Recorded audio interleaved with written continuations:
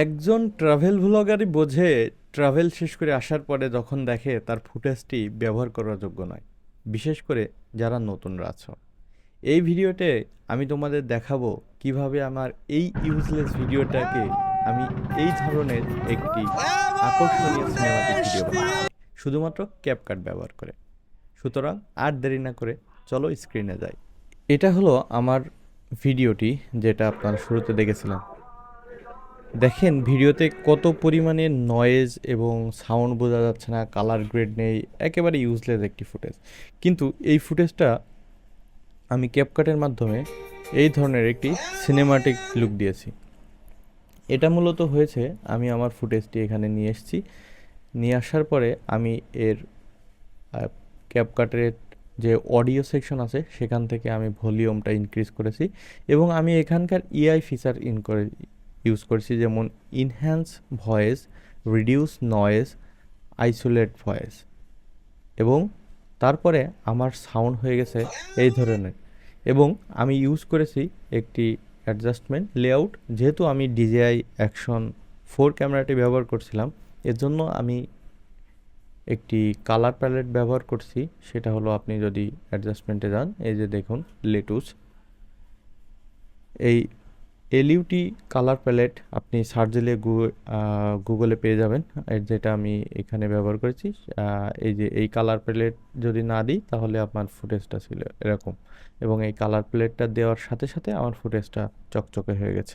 আর এটা যদি আপনি আরও একটু অ্যাডজাস্ট করতে চান তাহলে এখান থেকে আপনি এইভাবে বাড়িয়ে কমিয়ে নিতে পারেন। এবং তারপরে এই যে সিনেমাটিক, এটা হলো একটা ইফেক্ট, যদি আমি অফ করি তাহলে দেখুন যে এটা কিন্তু কোনো আসতেছে না, কিন্তু আমি যদি এটা অন করি তাহলে এই ধরনের একটা সিনেমাটিক স্লো মোশনে স্ক্রিনটা ছোট হয়ে আসে। তো এটা দেখতে ভালো লাগে, এই জন্য আমি এটা ব্যবহার করি। আরেকটা জিনিস আমি করেছি, সেটা হলো আমি কিছু ব্যাকগ্রাউন্ড অডিও ব্যবহার করেছি। এটা ইউটিউব থেকে আমি সার্চ দিয়ে ডাউনলোড করে নিয়েছি এবং একটা ড্রোন ফুটেজ ব্যবহার করেছি, যার জন্য এটা এমন হয়ে গেছে।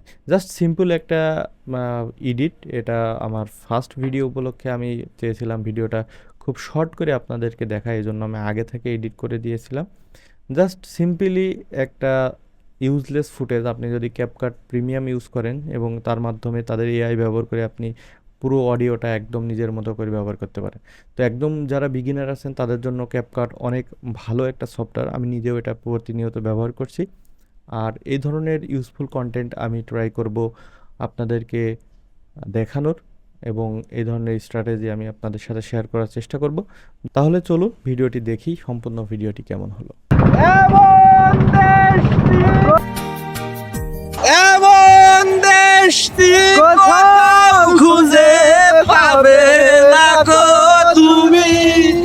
সকল দেশের নাম হিসেবে আমার জন্মভূমি, কেনে আমার জন্মভূমি।